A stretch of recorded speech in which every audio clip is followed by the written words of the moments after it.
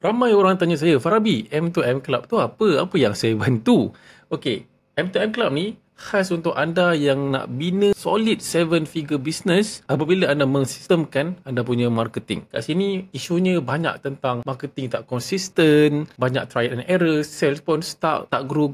Sebagai founder, kita penat nak kena babysitting team. Kalau kita tak ada team, dah blur, tak tahu nak kena buat apa. Jadi, dengan kita mensistemkan marketing yang telah proven, kita akan ada masa lebih banyak lagi untuk fokus kepada benda yang lebih penting untuk grow the company. Team marketing pun boleh berjalan tanpa micromanage, dan yang lagi penting, apabila marketing sudah berstruktur, bersistem dan konsisten, insya-Allah sales akan mula predictable and scalable. So, itu ialah fokus M2M Club. Di mana ianya ialah sebuah program 3 fasa, di mana kita fokus kepada fasa 1 dulu. Ianya adalah sebuah program 2 bulan, 60 hari. 60 hari bersama saya untuk buat apa? Iaitu yang pertama ialah untuk kita buat marketing audit, realign marketing goals, bina marketing system yang proven, yang khas untuk business anda, yang personalized and customized untuk business anda. So, kita akan strengthening kita punya foundation of marketing itu dengan 5M. Lepas tu kita ada 4 layers of marketing campaign, di mana kita akan fokus untuk memaksimumkan layer pertama, iaitu apa? 5